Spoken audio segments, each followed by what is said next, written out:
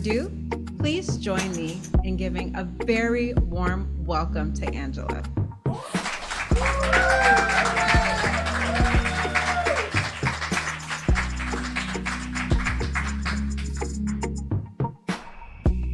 Thank you all for being here. Thank you, my friends, for supporting me and this church. Thank you for the members here at Unity of Miami Gardens. Thank you for those who are watching us online and for those who will be watching us in the future. As you have noticed, we are not only celebrating the 4th of July weekend, which has everything to do with independence and freedom, but on the month of July, we go deeper into the studies of one of the 12 powers, and this month is the power of understanding.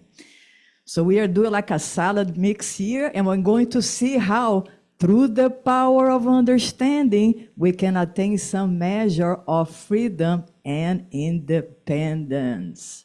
Now, when we learn about the power of understanding, we have to realize that there are two types of understanding. There is intellectual understanding that we get from reading books, going to workshop, watching videos.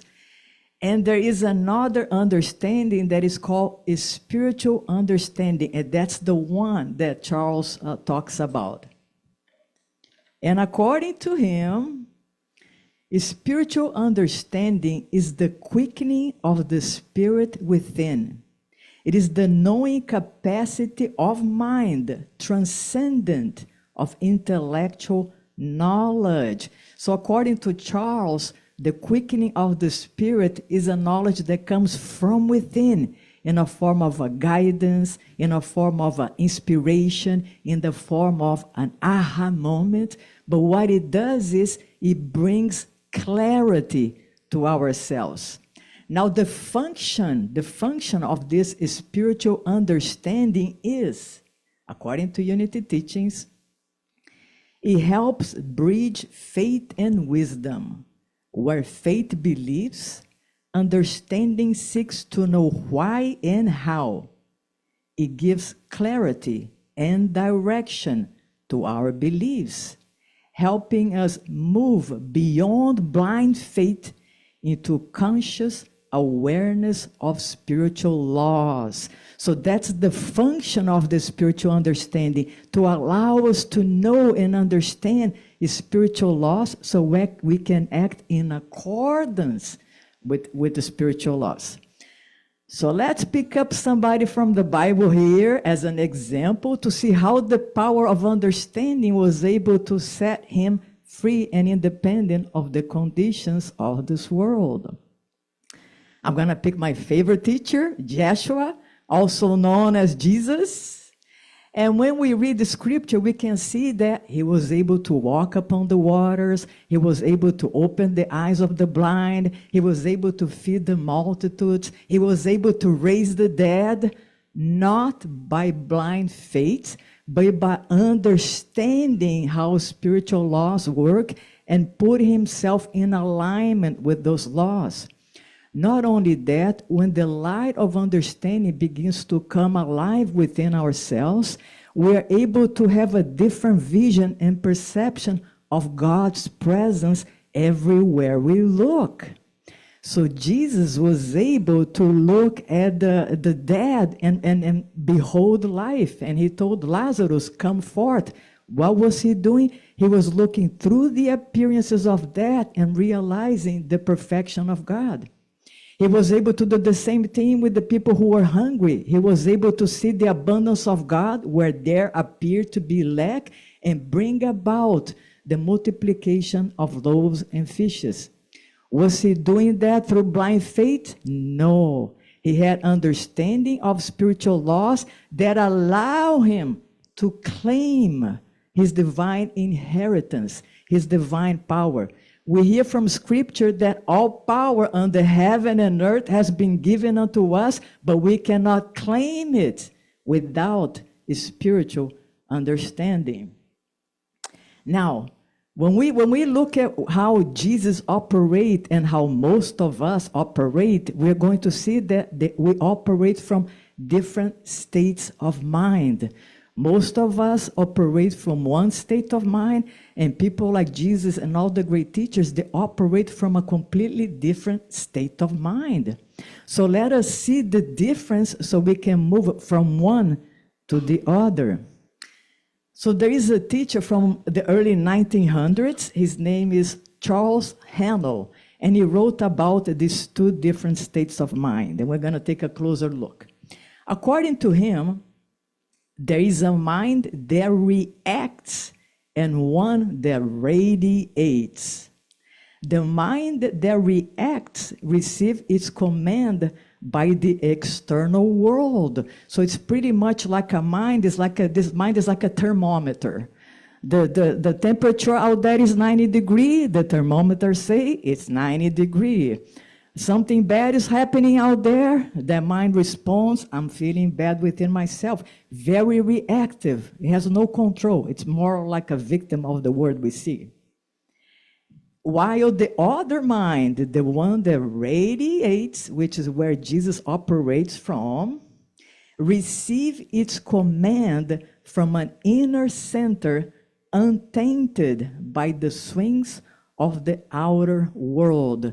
So he operates from a mind that it's like a solar mind. That's what they call it, that like the sun. It's constantly shining, peace, trust, confident, compassion, an awareness of alignment with the presence of God, patience, on and on. So it's a completely different state of mind that radiates.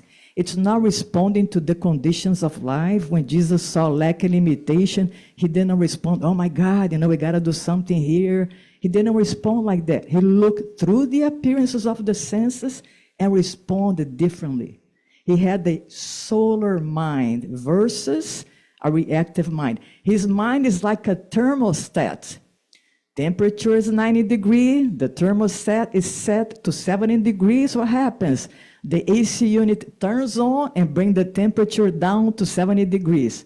Not 65 degrees, 70 degrees. So we want to move from a mind that there is a thermometer to a mind that there is a thermostat that sets the tone for what is to come. Now the question is, well, how we can use the power of understanding to go through this renewal of the mind.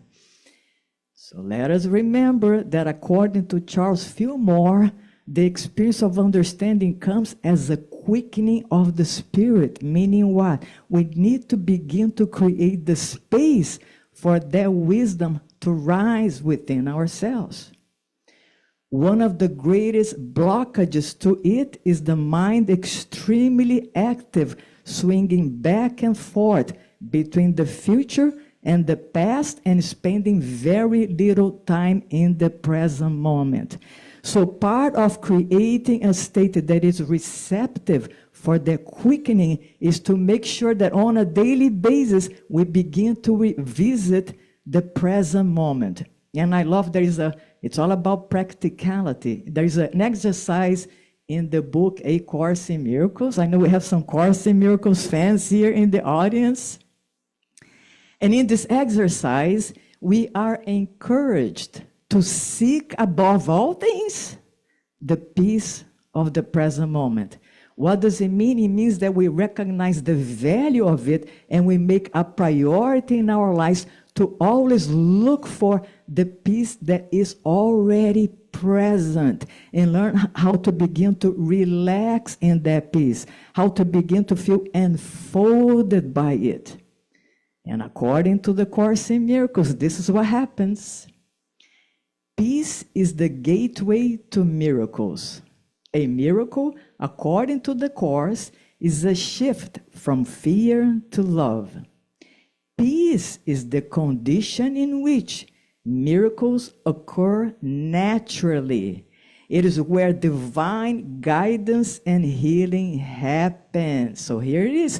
We need to create that space in which divine guidance and healing happen.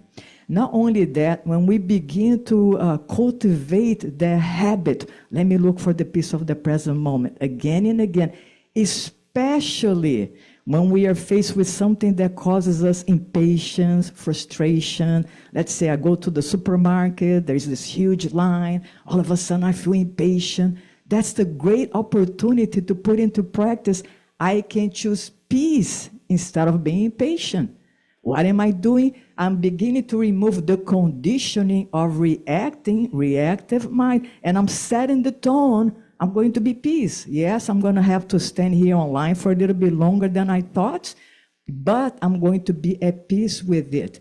What am I doing? I'm building up a spiritual muscle.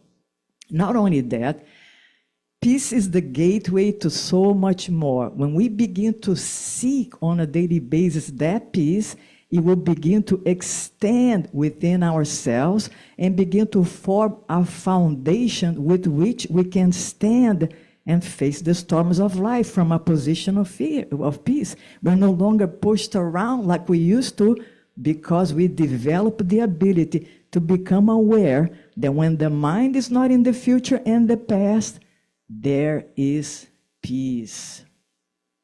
So we are going to begin to practice looking for that peace, and when we realize that our response, our reaction to the events of life are the seeds that we are planting for our future creation, we begin to practice on a daily basis to something happen out there, take a deep breath, take a step back, realize here is an opportunity for me to reprogram myself and set the tone for what is it that I want to create.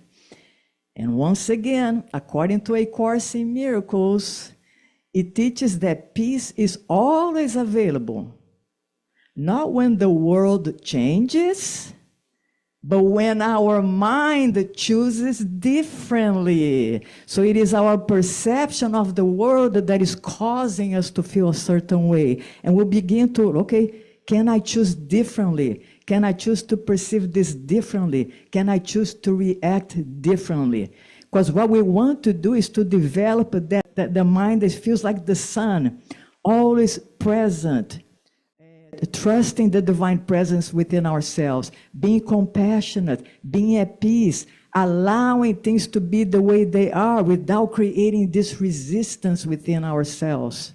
Learning that the presence of God is within us, so we can come and lean on it, asking for help, for support, and everything else that we need. So to bring this message to a conclusion, I have a friend here falling asleep. I was like, oh my God, okay, let's wake up, wake up. There is a way that we can become independent on the conditions of this world in order to feel peaceful, in order to feel safe, in order to feel secure, in order to feel abundant, in order to feel like we are already worthy. We don't need things out there to change in order for us to feel that way. If we can begin to cultivate on a daily basis, look and choose above all things the peace of the present moment. Begin to create a relationship with that peace. Allow that peace to grow and expand. And whenever life pushes you around, take a deep breath and remember, here is an opportunity to build up some spiritual muscles so that you can get to a point in which we will say, whereas I was blind, now I see. And to finish up, there is a study done by David Hawkins who developed the map of consciousness. And according to his study, one person that is dwelling upon peace, love, and light is much more powerful and influential than 750,000 people who are vibrating at a lower level with fear, with concern, with judgment, with anxiety. So the greatest contribution that we can do, not just to ourselves, to our family, and humanity in general, is to become that solar mind, the one that is constantly vibrating with peace, with joy, with appreciation. What we want to do is to raise up our default vibration.